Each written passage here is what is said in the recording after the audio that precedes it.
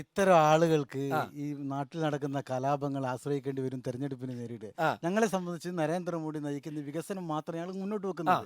പിന്നെ അദ്ദേഹം പറഞ്ഞ് ആ, എൻ്റെ ബഹുമാന്യനായ സുഹൃത്ത് ആ, പിന്നെ സഹപ്രവർത്തകയെ ഡൽഹിയിൽ തന്തൂരി ചിക്കനാക്കി വരും. ആ, സിഖ് കലാപത്തിന് നേതൃത്വം നൽകുന്ന ആളുകൾ ആ, ഇത്തരം കലാപങ്ങളൊക്കെ ആശ്രയിക്കുന്നതിൽ അതൊരു പ്രത്യേക പുതുമയൊന്നുമില്ല. ആ, പക്ഷെ ഞങ്ങളെ സംബന്ധിച്ച് വിവാദങ്ങൾക്ക് പിറകെ പോയി ഞങ്ങൾക്ക് നേരമില്ല. ആ, നരേന്ദ്രമോദി നയിക്കുന്ന ഉം, നരേന്ദ്രമോദി ഇന്ത്യ രാജ്യത്ത് നടപ്പിലാക്കുന്ന വികസന മുദ്രാവാക്യം ഇവിടുത്തെ ഓരോ ആളുകൾ അതിന്റെ നേർസാക്ഷ്യമാണ്. ആ. അവരെ ഒന്ന് ഓർമ്മപ്പെടുത്തുക മാത്രം ഞങ്ങൾക്ക് അത്രേ ഉത്തരവാദിത്വം. ചെയ്താൽ മതി. അത്രയേ ആ, ഉള്ളൂ. ഓക്കെ. കാരണം പറയുന്നതിൽ അവർക്ക് അനുഭവസ്ഥരാണ് ആ, അവർ. ആ, ആ.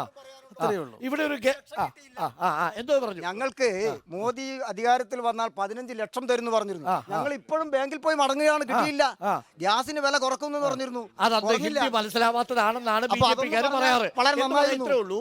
അതായത് സ്വിസ് ബാങ്കിൽ കിടന്ന പണം ഇവിടെ കൊണ്ടുവന്നാൽ എല്ലാവരുടെയും പോക്കറ്റിൽ 15 ലക്ഷം രൂപ കിട്ടുന്ന പണമാകുമായിരുന്നു എന്നാണ് പറഞ്ഞത്. എന്ന് പറഞ്ഞാൽ അത്രയും പണം അവിടെ ഉണ്ട്. പക്ഷേ ആ പണം തിരിച്ചു കൊണ്ടുവരാൻ മോദി സർക്കാർ ഒരു ശ്രമം നടത്തി. ഡിമോണിറ്റൈസേഷൻ. അവരോടൊക്കെ ഇലക്ട്രിക് ബോണ്ടിലൂടെ പണം വാങ്ങി, സ്വന്തം വാങ്ങി. നമുക്ക് ചൂട് പിടിച്ച രാഷ്ട്രീയ ചർച്ചയിലേക്ക് എത്തുന്നതിന് മുമ്പ് ഈ തെരഞ്ഞെടുപ്പിൽ വടകര എന്താണ് ചിന്തിക്കുക എന്നതാണ് നമ്മൾ പ്രധാനമായിട്ടും അറിയുന്നത്. നോക്കൂ, ഇതൊരു ഗ്രാമമാണ്.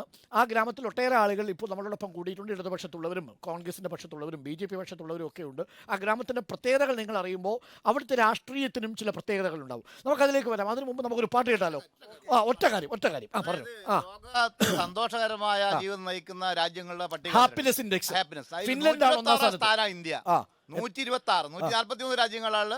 126 സ്ഥാനത്താണ് ഇന്ത്യ ഉള്ളത് എന്നുള്ളത് നരേന്ദ്രമോദിയുടെ ഭരണത്തിലാണെന്നുള്ളത് പറയാം. അതെ. ആ ഹാപ്പിനെസ് ഇൻഡെക്സ് കുറയാൻ കാര്യം എന്താ? ആ സന്തോഷത്തിലേക്കുള്ള നയിക്കൽ തന്നെയാണ് ഇപ്പൊ നയിക്കുന്നത്. 10 വർഷം കൊണ്ട് ഹാപ്പിനെസ് 126 മാറ്റാനാകില്ലല്ലോ. 10 കാലം ഭരിച്ച കോൺഗ്രസുകാരും ഇതര സർക്കാരുകളും അവരെ പിന്തുണച്ച ആളുകളൊക്കെ തന്നെ അതിന്റെ നേരിട്ട് ചോദിക്കട്ടെ, അതിനൊക്കെ 10 വർഷത്തിന് മുമ്പുള്ള ഒരു ഹാപ്പിനെസ് താങ്കൾക്ക് ഇപ്പോൾ ഉണ്ടോ?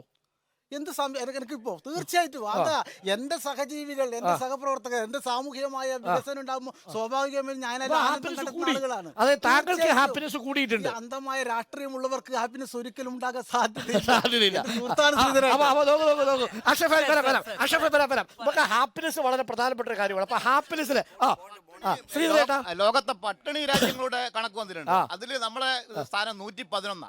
അപ്പൊ നോക്കൂ, പട്ടിണിയുടെ കാര്യത്തിൽ പുറകോട്ടാണ്. അതിന്റെ 22%, അതായത് ലോകരാഷ്ട്രങ്ങളിൽ പട്ടിണി നിൽക്കുന്ന രാജ്യത്ത് 22ാം സ്ഥാനത്തേക്ക് ഇന്ത്യ തിരിച്ചു കൊണ്ടുവരിക. ഇപ്പൊ നിങ്ങൾക്കറിയാം, ഞാൻ പറയേണ്ടതില്ലല്ലോ, ഡോക്ടർ സാറിന് അറിയാം എത്ര ശതമാനം ഇപ്പം പട്ടിണി മാറ്റി എന്നുള്ളത്. കണക്കുകളും കാര്യങ്ങളൊക്കെ വന്നിട്ടുണ്ട്. ഒരുപക്ഷെ ശ്രീധരേട്ടൻ അത് ശ്രദ്ധിക്കായിട്ടൊന്നല്ല. 25 കോടി ആൾക്കാരെ പുറത്തു കൊണ്ടുവന്നു അല്ലേ? അടുത്ത് നീതി ആയോഗിന്റെ കണക്ക് പ്രകാരം നമ്മൾ അഫ്ഗാനിസ്ഥാനേക്കാൾ താഴെയാണോ പറയുന്നത്? അഫ്ഗാനിസ്ഥാൻ ചെറിയൊരു രാഷ്ട്രമല്ലേ? കോൺഗ്രസ്സുകാരൊക്കെ ഭരിച്ച് ആളുകളെ മുഴുവൻ പട്ടിണിയാക്കി. ഇപ്പം ദരിദ്രയും അരുദരിദ്രയും കണക്കെടുത്തുകൊണ്ടിരിക്കുകയാണ് ഇവിടുത്തെ ഇടതുപക്ഷക്കാർ. അപ്പൊ രാവിലെ തന്നെ മണിയൂര് രാഷ്ട്രീയം ചർച്ച ചെയ്തൊരു ഗ്രാമം കൂടിയാണ്. അപ്പൊ രാഷ്ട്രീയ വർത്തമാനങ്ങളും ബോധ്യങ്ങളും ഉള്ള ഒരു നാട്ടിലാണ് നമ്മൾ നിൽക്കുന്നത്. നമുക്ക് അതിലേക്ക് പോകാം. വടകരയുടെ രാഷ്ട്രീയം എന്ത്, രാഷ്ട്രീയത്തിന്റെ ചായ്വ് എങ്ങോട്ട് ഈ തെരഞ്ഞെടുപ്പിൽ എന്നതാണ് നമ്മൾ പരിശോധിക്കുന്നത്. അതിനു മുൻപ് നമുക്കൊരു പാട്ട് കേൾക്കാം. ബിബിൻ ഇവിടെ വന്നിട്ടുണ്ട്. ബിബിൻ കലാകാരനാണ്. ബിബിനെ പ്രേക്ഷകർക്കെല്ലാം ഞാൻ പ്രത്യേകിച്ച് പരിചയപ്പെടുത്തേണ്ട കാര്യമില്ല. ഗന്ധർവ ഗായകൻ അല്ലേ?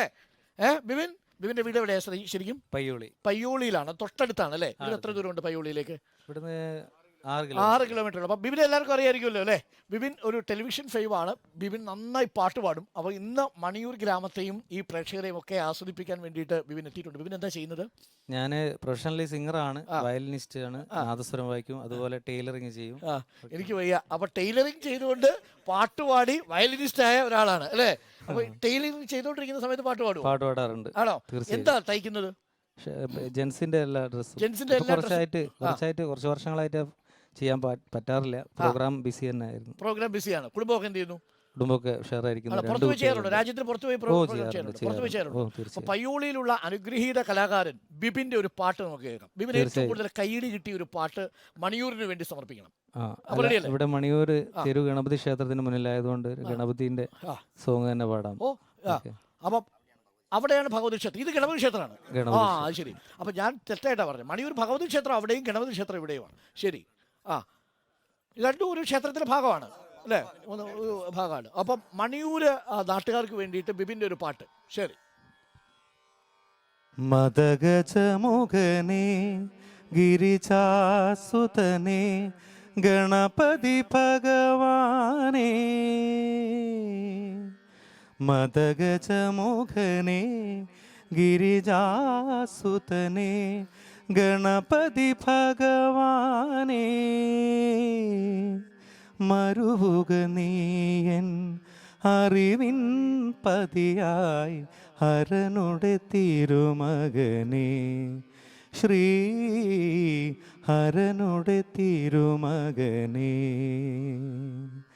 മദഗജമോഹനേ ഗിരിജാസുതനേ ഗണപതി ഭഗവാനേ. ഓ സൂപ്പർ അല്ലേ, മനസ്സിലൊരു കുളിർമ വന്നു. അപ്പോൾ സെറ്റ് ചെയ്തു, ഒരു പ്രഭാതം അങ്ങോട്ട് സെറ്റ് ചെയ്തു. ഇനി എൻ്റെ ഒരു പാട്ട് കേൾക്കുമ്പോൾ ഒരു പ്രഭാതം വന്ന പോലെ തോന്നും. ഫേവറേറ്റ് സോങ് കൂടെ ശരത് സാറിന്റെ പാടാം. ഒരു പിന്നെന്താ നമുക്ക് കേൾക്കാം. ഇനി പ്രഭാത ഭക്ഷണേ വേണ്ടു അല്ലേ, ഒരുക്കിയിട്ടുണ്ടോ ഞങ്ങൾക്ക്? ആ അത് ശരി, അപ്പൊ ചുമ്മാ പറഞ്ഞോ. കോവിലിൽ പുലർവേളയിൽ ജയദേവഗീതാലാപനം കേവലാനന്ദാമൃത തിരയാഴിയിൽ നീരാടി നാം പുത്തിലഞ്ഞി ചോട്ടിൽ മലർമുത്ത് കോർക്കാൻ പോകാം ആന കേറാമേട്ടിൽ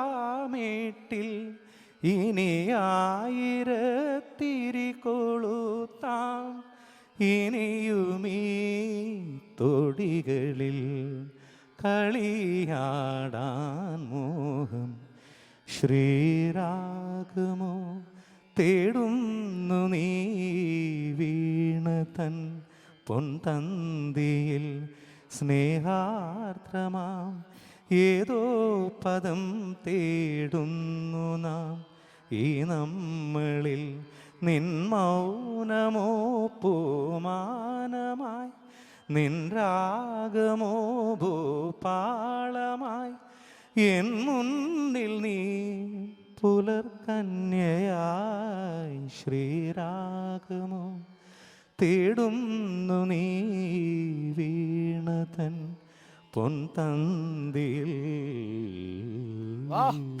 ഇതൊരു പ്രണയഗ്രാമമാണെന്ന് അറിയാലോ അല്ലേ? ഒരുപാട് ഗ്രാമത്തിൽ അല്ലേ, ഗ്രാമത്തിലെ മനുഷ്യർ പാട്ടിലും ലയിക്കും, രാഷ്ട്രീയത്തിലേക്കും, വായനയിലേക്കും, പ്രണയത്തിലേക്കും അല്ലേ. കൊള്ളാം, ഗംഭീരമായിട്ടുണ്ട്. മണിയൂരിലൊരു ഗായകനുണ്ട്. ഞാൻ സുനിലേക്ക് വരാം. ഒരു പാട്ടും കൂടെ പാടിയിട്ട് നമുക്ക് അവസാനിപ്പിച്ചാലോ? ഒരെണ്ണം, ഒരു ലൈനും കൂടി. ഏതാ? പ്രണയകാലം തന്നെ. പ്രണയം വിട്ടൊരു കളിയില്ല മണിയൂരിന്. പ്രണയഗ്രാമം കൊള്ളാല്ലേ, മണിയൂരിന് ഒരു പേര് കൂടി കിട്ടി.